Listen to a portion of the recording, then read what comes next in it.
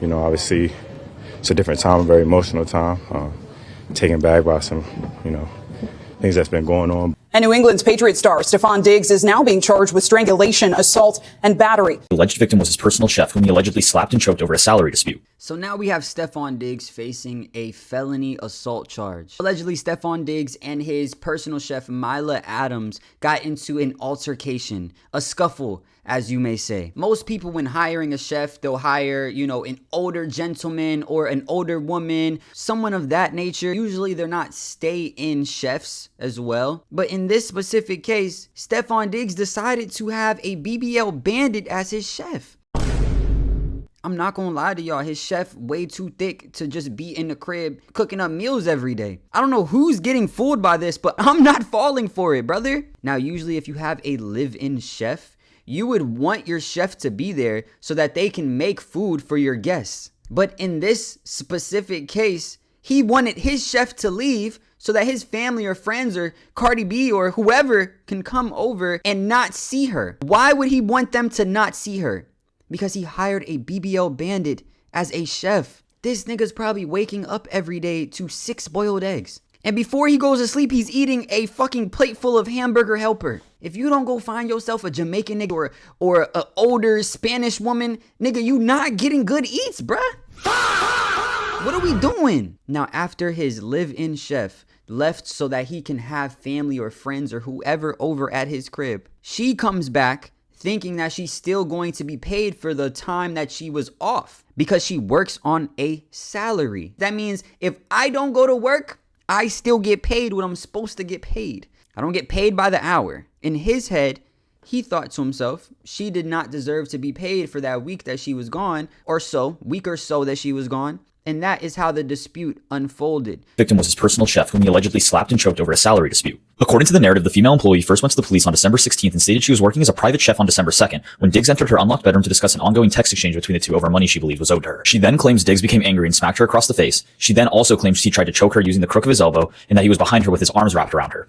She said at this point she felt like she could have blacked out, but then she was thrown onto the bed and he said something along the lines of "thought so." The woman told cops she explained to Diggs she still hadn't been paid, but Diggs said lies and left the room. According to the report, she said she was hesitant to come forward due to Diggs being a member of the Patriots. She told cops that she started working with Diggs in July and was supposed to work through the 2025 season and was supposed to be paid weekly, but it got switched to monthly instead, and she had not received a monthly payment during the time of the incident. Now, the issues were her accusation. She has no pictures of the harm, and she waited a long time before actually going to the police. Now, that could be chalked up to a lot of things. Some people may say like she just wanted to get her money and be done with it. And after she wasn't going to get her money, that's when she decides to make the next step. And other people are saying that she tried to extort him for money and he just wasn't going for it. Now, what she does have is text messages between her and Stefon Diggs. So the text messages say, "Your wife paying me out for the season and the money you said you would give me for my business. Wasted my time being here because you got a circus going on. I'm out of your life." This doesn't sound like someone that's just a chef. It almost sounds like a breakup. And Stefon Diggs responds with, "I won't be paying you shit." Now, this is where some rumors come in. I have heard that he wanted her to sign an NDA in order to get her last piece of pay, but she wasn't willing to do it. And then she ended up going to the police. Now, originally, she didn't want to press charges, then decided to actually press charges. Now, what I heard, she wanted a check. And she was going to not press charges if she got a check. His lawyer called in the court and said, "Hey, could we have these things suppressed?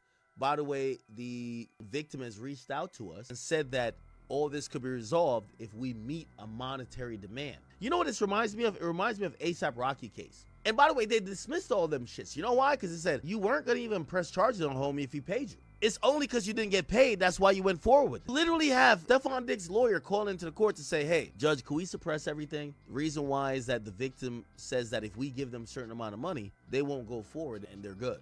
Wow. Now, things get even worse for Stefon Diggs because he's playing for the Patriots, and currently Stefon Diggs is having an amazing year. And basically, he's just making things harder for himself because he can't stay away from the BBL buns. He just can't stop cracking. There's absolutely no reason in the world that you can't pay your stay-in assistant that you told to leave for a week. Just pay her for the week that she was gone. The text messages go further on, and Stefon Diggs says, "F, I look like paying you and paying another chef. Is you high? Who the gotta give you money for your business. I don't gotta do a muff thing. And you can get whoever you want. Tell them, come take the money then. You talking about? Show me I'm pussy. Some niggas just move different. She says, yo, I want to be paid for the time that I was gone. And this nigga said, or what? How you gonna make me pay you?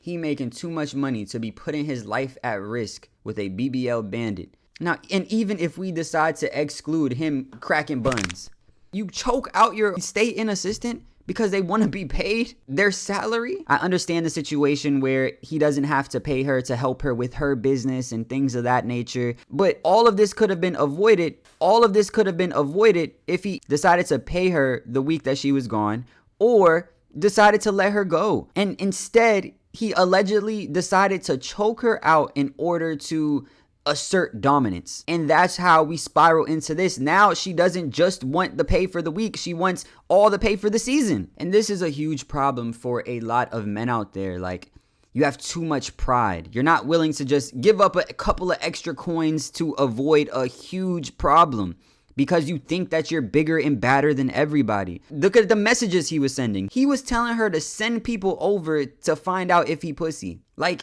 in what world is that actually necessary as a millionaire? You probably owed her $2,000, $3,000 for that week if you were paying her that much. That is a lot of money. $3K a week.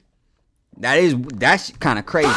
But that's like max. Like max, you owe her like $3K for the week. You know what I'm saying? That's high, super high.